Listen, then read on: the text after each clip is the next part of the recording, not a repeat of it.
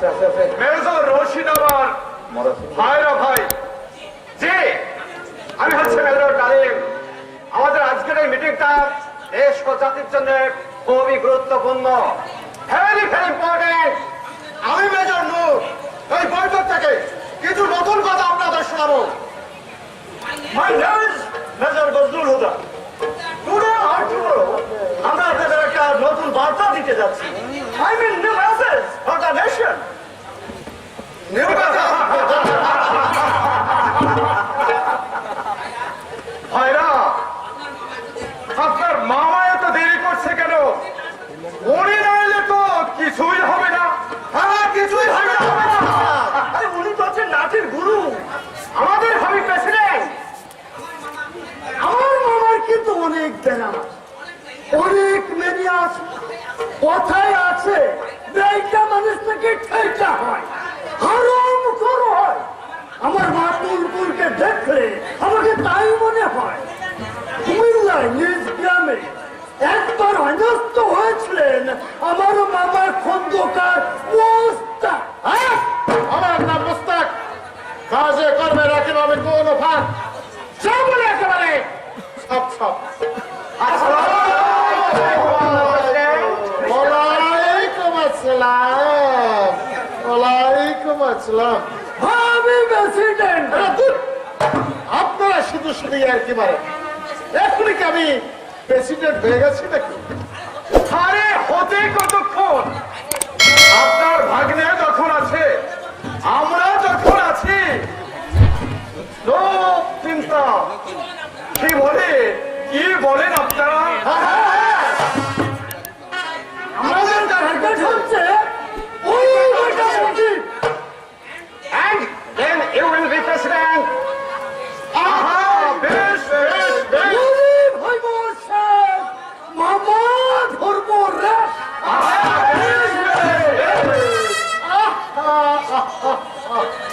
আরে সব বলে আপনারা আমাকে আর লজ্জা দেবেন না? এটা লজ্জার কি আছে?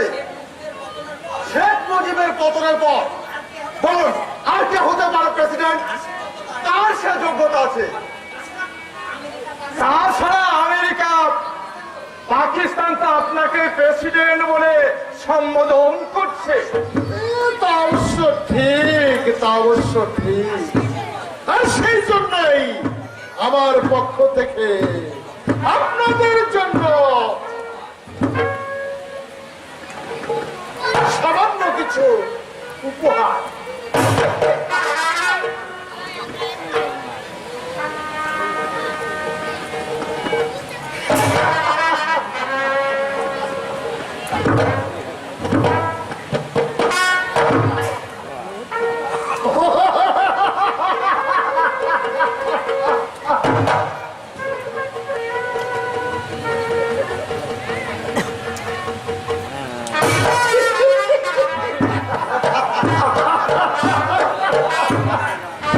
কি মিষ্টি গন্ধ,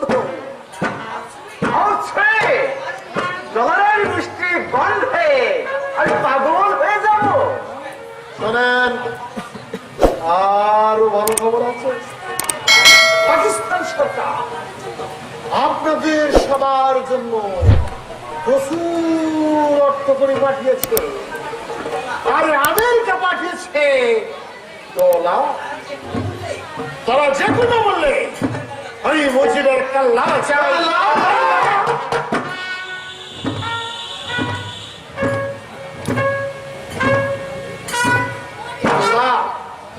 আপনারা জানেন কদিন আগে পাক প্রেসিডেন্ট রাষ্ট্রীয় সফরে ঢাকা এসেছিল, গোপনে তার সঙ্গে আমার আলাপ হয়েছে। কি আলাপ হয়েছে? তিনি কি বলেছেন জানেন?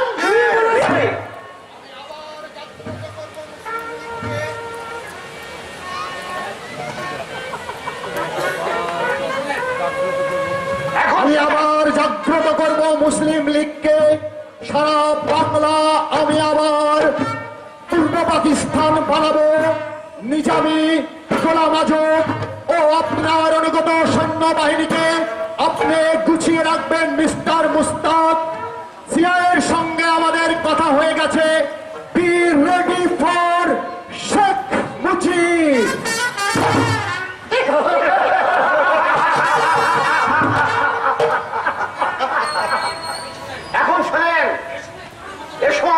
একটি বিনোদনের প্রয়োজন, ড্রিঙ্কস দরকার। সব হবে, সব হবে।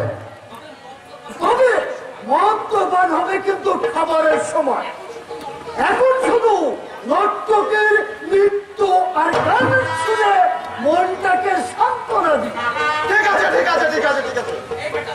ওই বেটা মুখা, এই 1 নম্বর বস্তি আদিকে মাঠ দিয়ে দেয়। আমার মামা প্রেসিডেন্ট হচ্ছে, সব কাজ তো আমাকেই করতে হবে নাকি?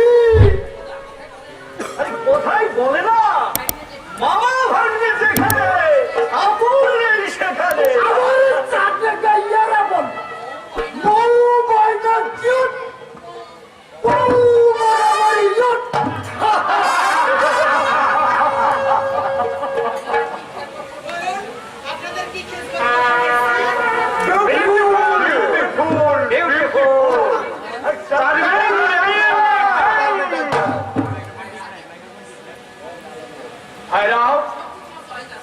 সত্যি সত্যি তোমার সয়েজ আছে।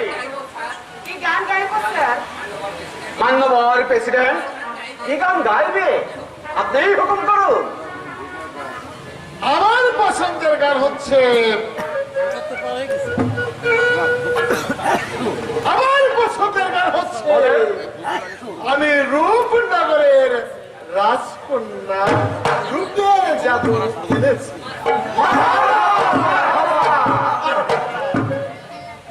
আমি রূপনগরের রাজকন্যা, রূপের জাদু এনেছি।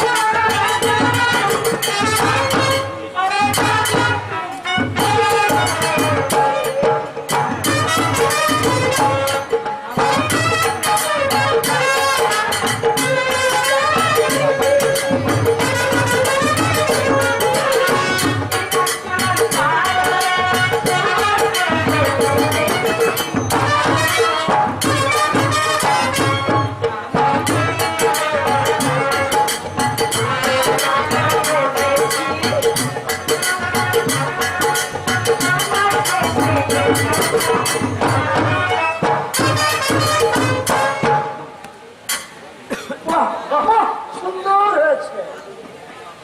এই নাও বক্সে।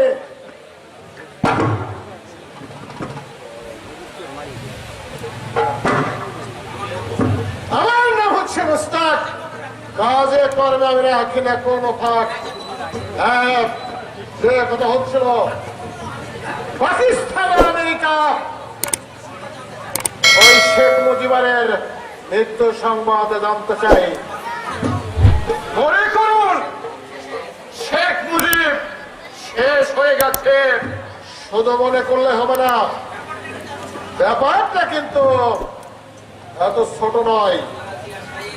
আপনারা জিয়া সাহেব, খালেদ সাহেব ও প্রধান সেনা ওই সলিমুল্লাহর সঙ্গে আলাপ করেছেন। স্যার, সলিমুল্লাহর সঙ্গে আলোচনা করলে পুরো প্ল্যানটাই ভেস্তে যেতে পারে। ও সারা মজিদের 1 নম্বর চামচা। সবাই শোনেন, দেশের অবস্থা কিন্তু মোটেই ভালো নয়। চুরি, ডাকাতি, রাহাজানি বেড়েই চলেছে। আর এই মন্ত্রীদের মন মেজাজ ভালো নয়, কারণ ওই মুজিব কঠোর ভাষায় বলে দিয়েছে, কোন ঘুষ, তদবির, বাণিজ্য, সাধারণ প্রতি এসব চলবে না। আর তাহিরুদ্দিন ঠাকুর তো মুজিবের উপর রেগে বাগে একেবারে লাল হয়ে উঠেছে। ক্যান্টনমেন্টে শুরু হয়ে গেছে ক্ষমতার লড়াই, সবুর লড় মিছিল। এটা মেনে নিতে পারছে না ওই জিয়া। একটা কথা মনে রাখবেন, এই দলাদলি, এই সংঘাতের মধ্যেই আমাদের কাজ হাসিল করতে হবে।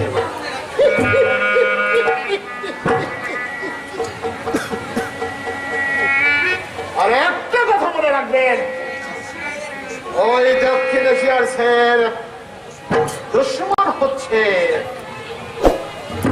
দুই ব্যক্তি।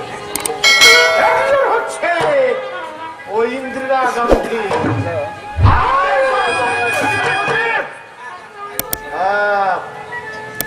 তাই বলছিলাম শুধু মুজিবকে নয়, মুজিবকে নয়, তার এই পুরো পরিবারটাকে একেবারে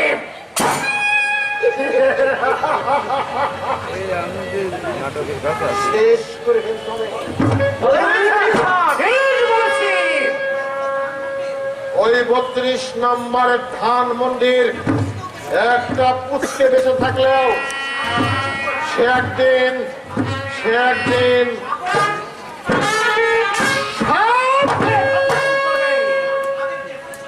আবার দেখানো চলবে না। মনে রাখবেন, কোন আবেগ দেখানো চলবে না।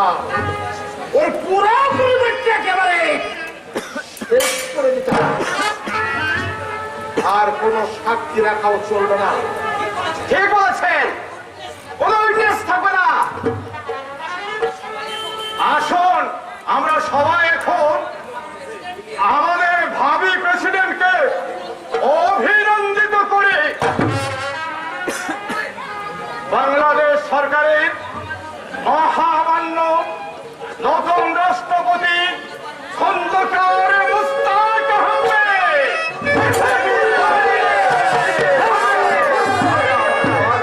হ্যাপি হুররে, ঘুরে ঘুরে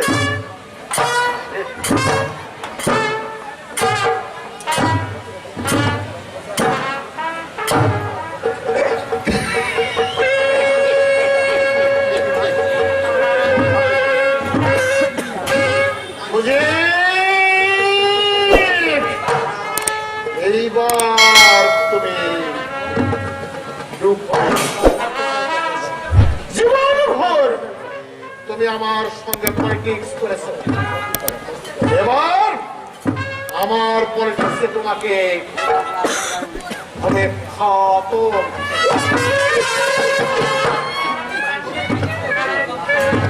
আমি ভুলে যাইনি সেই অতীতের কথা। 49 সালে নারায়ণগঞ্জে যেদিন আওয়ামী মুসলিম লীগ গঠন হলো, শামসুল হককে করা হলো সাধারণ সম্পাদক, জয়েন্ট সেক্রেটারি হওয়ার কথা ছিল আমার। কিন্তু মুজিব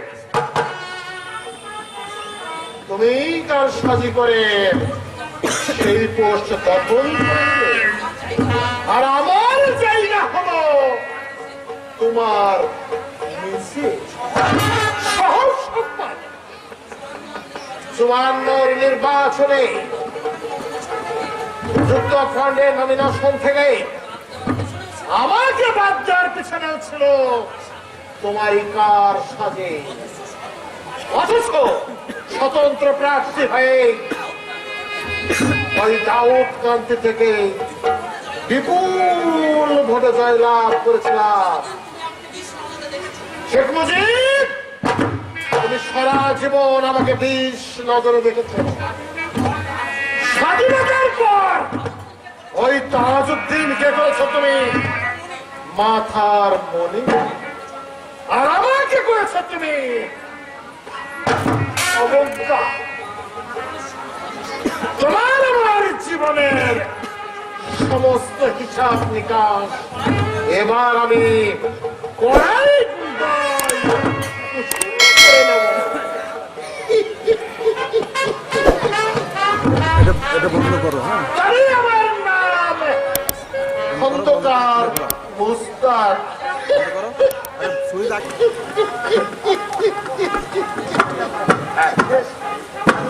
ওই শকুনের সাপে কখনো গরু করে না।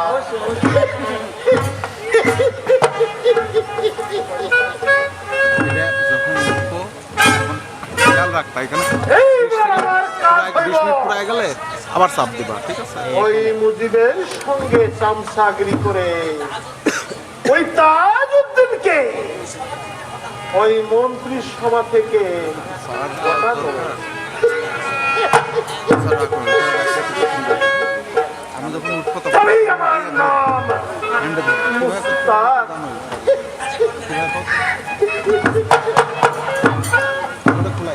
কাজে করবে রাখি না আমি কোন ফাঁক। বিদ্রোহ বিদ্রোহ বিদ্রোহ আজ চারিদিকে চলে উঠেছে, চারিদিকে অশান্তির দাবানল। দেশ স্বাধীন হয়েছে, চারিদিকে সবাই খামচা খামচি করে মরছে, সবাই খায় খায় করছে, কেউ বুঝতে পারছে না কোথা থেকে দেব আমি এই গরিব দেশটাকে, কিভাবে নতুন করে করতে পারি তা নিয়ে কারো মাথা ব্যথা না।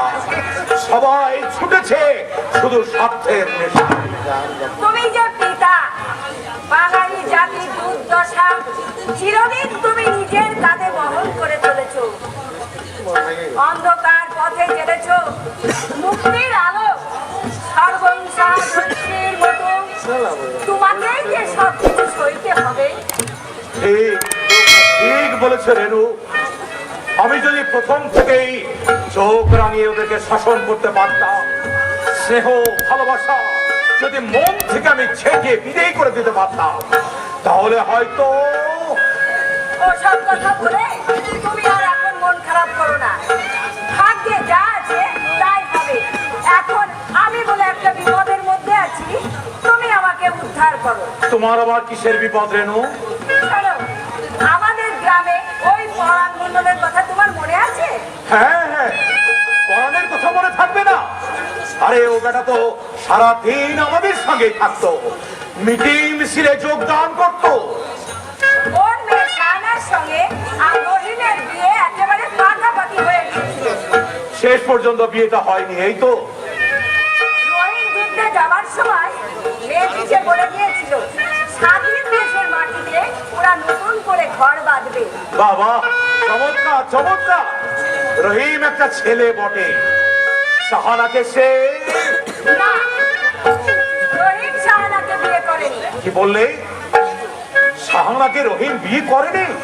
কারণ রহিম নাকি গ্রামের কেউ কেউ বলেছে শাহানা মুক্তিযুদ্ধের সময় ওই খান সিনাদের আস্তানায় ছিল। ছিল, তাতে কি হয়েছে? তুমি তো বলছো কি হয়েছে, কিন্তু রহিম শাহানাকে মেনে নিতে পারছে না। মেয়েটি কয়েকদিন ধরে আমাদের বাসাতেই আছে, আমাকে আম্মা বলে ডাকছে আর পায়ে ধরে কাঁদছে আর শুধু বলছে আমার কপালে কে লেখা ছিল আম্মা। শুনতে যাইবার সময় মা বরাবর হয়ে গেছিল, তোরে আমি বউ করে ঘরে লই আসবো। আর ওখানে আমার উঠতে শুকাইতেছে। তোর মতো খারাপ মায়ের সঙ্গে আমার কোনো সম্পর্ক নাই। আমার কি হইব খারাপ মা? আমার অপরাধটা কি? আপনারা কয়ে দেন, আব্বু আপনারা কয়ে দেন। কাঁদিস না বেটি, কাঁদিস না। আব্বু বলে যখন তুই আমাকে ডেকেছিস, তখন তোকে আর কাঁদতে হবে না। তোর মুখে আমি হাসি ফুটিয়ে তুলবো। এই তো আমার বাংলাদেশ, কি দুর্ভাগা আমরা। একজন মুক্তিযোদ্ধা তার আদর্শকে ধরে রাখতে পারছে না, নির্যাতিতা মা বোনেরা তাদেরকে সম্মান দিতে পারছে না। আজ দেশের অবস্থা খারাপ, মায়েদের অবস্থা খারাপ। ভাইজান,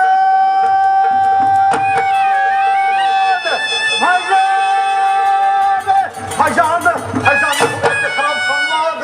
এই মাত্র সোভিয়েত দূতাবাসের একজন অফিসার এসে বলে গেল, খন্দকার মুস্তাক সাহেব সজাগতায় আপনাকে মারার পরিকল্পনা চলছে। ভাইজান, সব বাজে কথা রে, সব বাজে কথা। আমাকে ওরা মারতে পারবে না, তুই ভুল শুনেছি। আমি তো কোনো ক্ষতি করি নাই কারো যে আমাকে ওরা মারবে। কিন্তু তুই হতভাগা, একজনকে হাত বড় করে ফেলে রেখেছিস। আর কি হবে রে, আর কি হবে? আমি একজনকে হাত বড় কথাটা বুঝলাম না ভাইজান। বুঝলি না, বুঝলি না তাই না? এই মেয়েটাকে চিনিস? মুক্তিযুদ্ধে যাবার আগে ওকে তুই কি কথা দিয়ে গিয়েছিলি? আমি বলিসনি যুদ্ধের পর তোরা বিয়ে করবি, দুজনে মিলে সুখের নীড় রচনা করবি? হ্যাঁ বলেছিলাম, কিন্তু কিন্তু কিন্তু কি রে, কিন্তু কি? পরিষ্কার করে বল।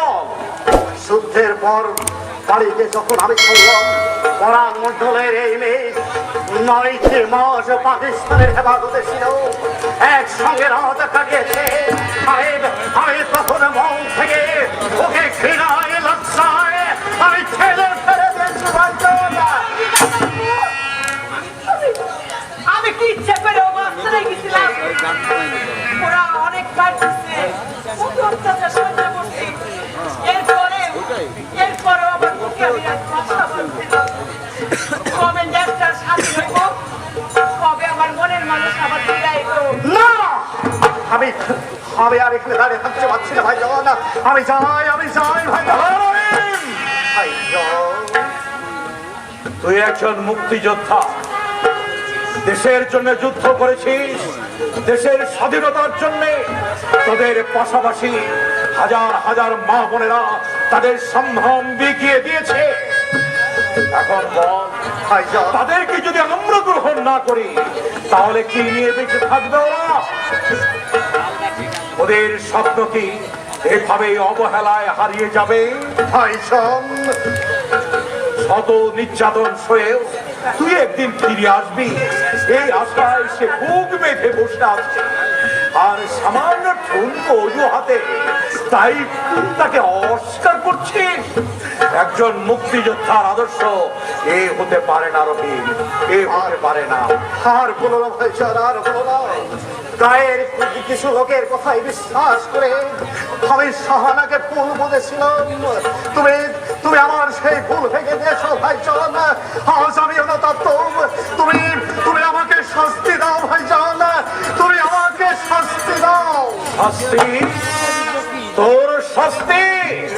তোর শাস্তি হলো, হ্যাঁ তোর শাস্তি হচ্ছে এই শাহানা আমার মেয়ে, আমার এই দক্ষিণী মেয়েটাকে আমি তোর হাতে তুলে দিলাম। এই তোর শাস্তি। ভাইজান, আমার শাস্তি নাও ভাইজান, শাস্তি নয়, এমন পুরস্কার। এক বীরাঙ্গনাকে নিয়ে যাচ্ছে এক মুক্তিযোদ্ধা, এর চেয়ে বড় পাওয়া আর কি হতে পারে ভাইজান? এসো এসো সাহারা, হাত ধরো।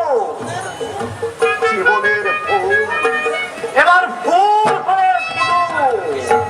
আইসো, সুজনে আমারে সালাম করি। আইসো।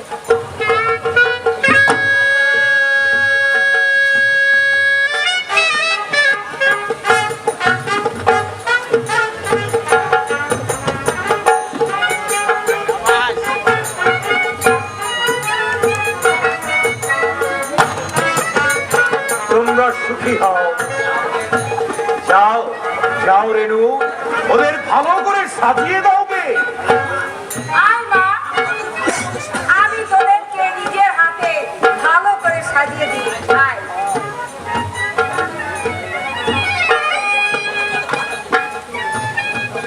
তার আগে আমরা বাংলার একবার গাইয়া যায়, যাতে বাংলার মানুষ বুঝতে পারে বীরাঙ্গনা নারী কোথায় আছে। গাই না গো? হ্যাঁ, গাও গাও। আরে ও আমার সোনার দেশে সোনার মানুষ গো, আত্মপরিজন রে লইয়া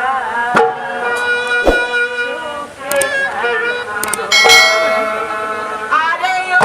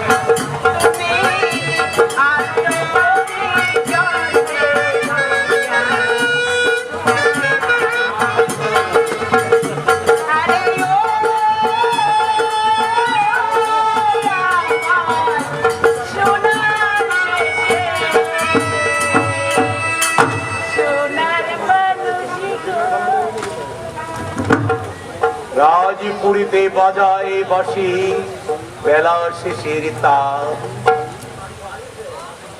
পথে চলি সুধাই পথে কি নিলে তার দাম, দেখাবো যে সবার কাছে এমন আমার কি বা আছে, সঙ্গে আমার আছে শুধু এই কখানি গান। আসসালামু আলাইকুম লেডার। ওয়ালাইকুম আসসালাম। কার সঙ্গে আবার গান শুরু করেছিলেন? কবিগুরুর কবিতা পড়ছি। কবিতা পড়ছেন? হ্যাঁ, কবিতা অশান্ত মনকে শান্ত করে, বুঝলেন?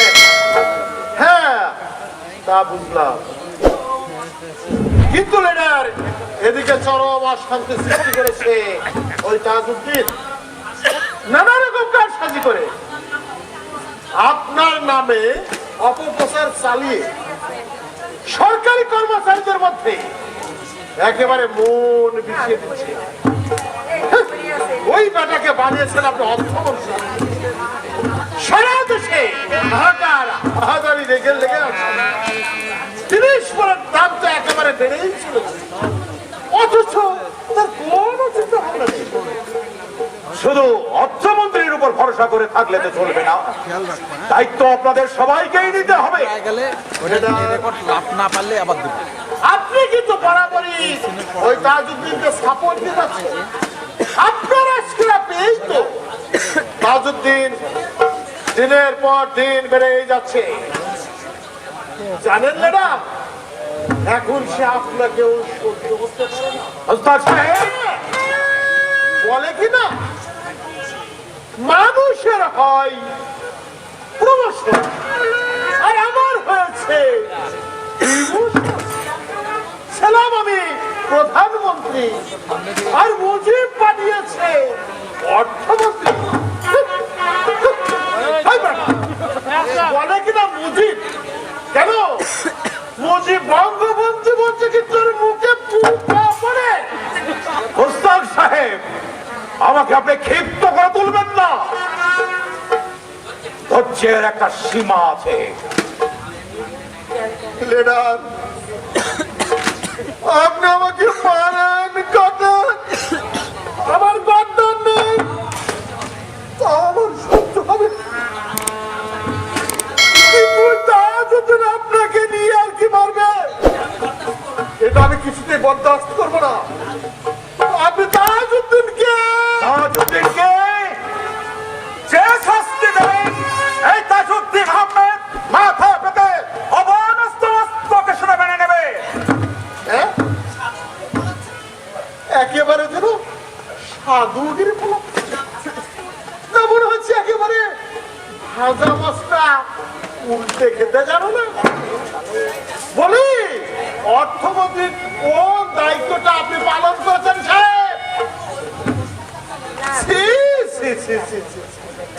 এখনো ওই পদে বসে থাকতে আপনার আপনার লজ্জা করে না? আপনার লজ্জা করে না? সারা জীবন আমি লেগে থেকে বঙ্গবন্ধুর সাথে থেকে একটা উচ্ছৃঙ্খল আর্মিদের চামচাগিরি করছে। তাজউদ্দিন সাহেব, মুখ সামলে কথা বলবেন মিস্টার ওস্তাদ। জেনে রাখবেন কোন অবস্থায় আপনি চোখ দেবেন না। এই তাজউদ্দিন আহমেদ এই মনে খোলা খেলা ছাড়া আর কাউকে সে ভয় করে না। সামনে বঙ্গবন্ধু আছেন, সারা জীবন তারা দেশে মাথা নত করে কাজ করেছি। কোনদিন কোনো যুব শক্তির কাছে হাত ফেরাইনি। আপনি মিস্টার ওস্তাদ মুক্তিযুদ্ধের সময় ভবনে পাকিস্তান এবং আমেরিকার সঙ্গে আঘাত করেছেন। সারাদিন যুদ্ধে কুৎসারোপণা করেছেন। বেশি চেঁচামেচি করলে আরো হাজার হাজার মৃত্যু আপনার আছে। বলে গ্যারান্টি কিন্তু বের হয়ে যাবে। তাজউদ্দিন সাহেব, মোস্তাক সাহেব, আজ আমার বড্ড হাসি পাচ্ছে। কেন জানেন?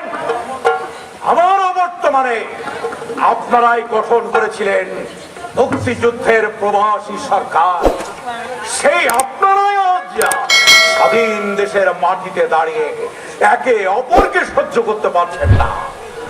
স্বার্থ হানাহানি আপনাদের মধ্যে যেন লেগেই আছে। এই জন্যই কি আমার দেশের মানুষ রক্ত দিয়েছে, মা বোনেরা ধর্ষিত হয়েছে? বলুন, জবাব দিন।